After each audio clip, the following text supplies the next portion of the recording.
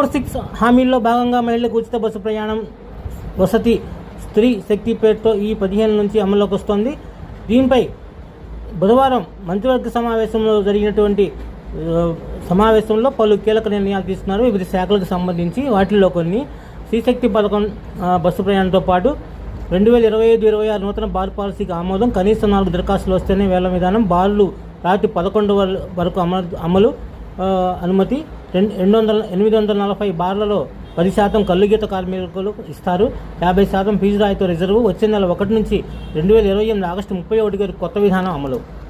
మంత్రివర్గ ఉపసంఘం సిఫారసు మేరకు మద్యం పర్మిట్ రూములకు అనుమతి, తిరుపతి వద్ద పర్మిట్ రూమ్స్కు 2024-26 లైసెన్స్ కాలాన్ని పొడిగించడానికి ఏపీ ఎక్సైజ్ నిబంధనలు, లైసెన్స్ రూల్స్ సవరణ ఆమోదం.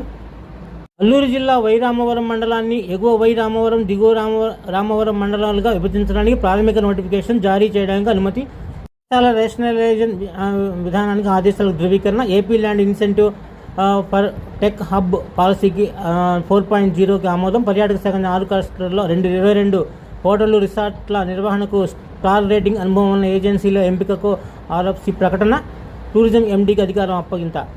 తిరుపతి మండలంలో 35 ఎకరాల ఏపీటీఏ భూమిని టీటీడీ భూమి మార్పు చేసుకోవడానికి, తిరుపతిలో 25 ఎకరాల టీటీడీ భూమితో ఎక్స్చేంజ్ డీడ్ అమలు చేయడానికి, ఉబరాయ్ హోటల్ భూ కేటాయింపులు రద్దు చేయడానికి ఆమోదం. ప్రభుత్వ గ్యారంటీలు, మావోయిస్ట్ పార్టీ అనుబంధ సంస్థలపై నిషేధం మరో ఏడాది పొడిగింపు, పుట్టపర్తి, తిరుపతి, గన్నవరం, మువ్వ, గాజువాకలో మేజిస్ట్రేట్ కోర్టులో 5 assistant public prosecutor post regular మంజూరు, పరిశ్రమల అభివృద్ధికి ఏపీఐ 7,500 కోట్ల రుణం సమీకరణ. జర్నలిస్టుకి అక్రిడేషన్ సంబంధించిన వాటి మీద చిత్తూరు జిల్లాలో శాంతి భద్రత మీద కొన్ని నిర్ణయాలు తీసుకున్నారు. వివిధ శాఖ మంత్రులు పాల్గొన్నారు.